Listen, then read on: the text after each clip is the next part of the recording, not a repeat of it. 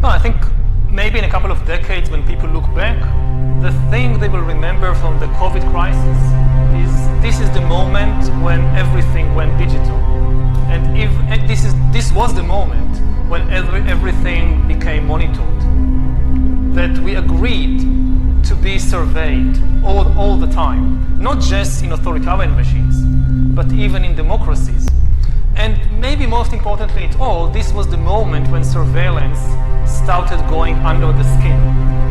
Because really we haven't seen anything yet. I think that the big process that's happening right now in the world is hacking human beings, the ability to hack humans, to understand deeply what's happening within you, what makes you go. And for that, the most important data is not what you read and who you meet and what you buy, it's what's happening inside your body. So we had these two big revolutions, the computer science revolution, or the infotech revolution, and the revolution in the biological sciences. And they are still separate, but they are about to merge. They are merging around, I would say, the biometric sensor. It's the thing, it's the gadget, it's the technology that converts biological data into digital data that can be analyzed by computers. And having the ability to really monitor people under the skin, this is the biggest game changer of all. Because this is the key for getting to know people better than they know themselves. I often give the example from my own personal life that I realized I was gay only when I was 21. And I keep thinking about the time when I was 15, 16, how could I have missed it? You know, something so important about myself should have been obvious, but I didn't know.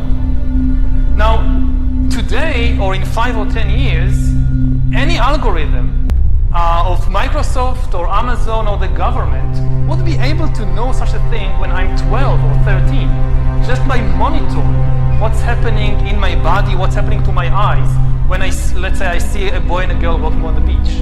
Where do my eyes focus?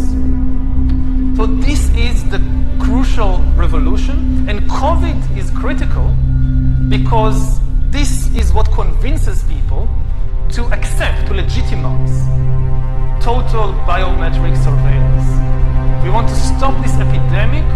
We need not just to monitor people, we need to monitor what's happening under their skin, their body temperature. Like we walked in here, we had to go through a body temperature test. Even in Israel, it has become a national security issue, right?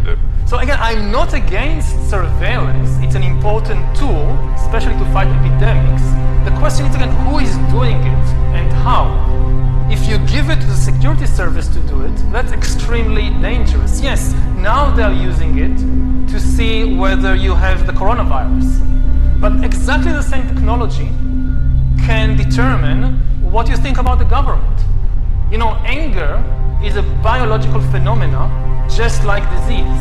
It's not some spiritual thing out there. It's a biological pattern in your body.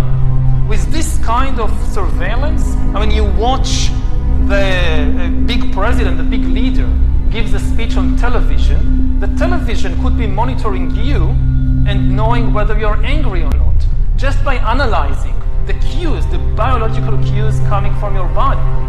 So, you know, people are now watching us online, all over the world, this conversation.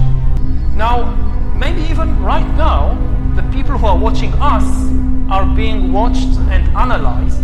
And you know, the thing is, it's not just you're now watching this. The thing is, we know that you're watching this, and we also know how you feel. Are you angry about what you hear? Are you frightened? Are you bored? This is the kind of power that Stalin didn't have. You know, when Stalin gave a speech, everybody, of course, clapped their hand and smiled. Now, how do you know what they really think about Stalin? It's very difficult.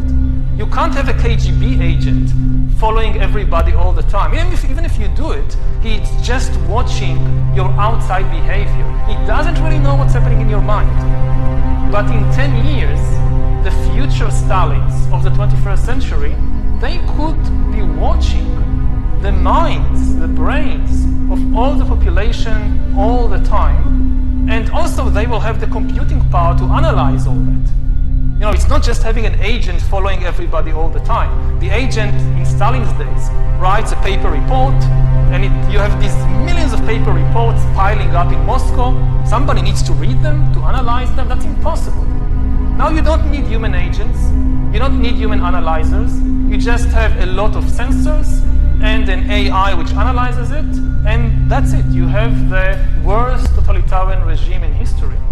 And COVID is important because COVID legitimizes some of the crucial steps, even in democratic countries.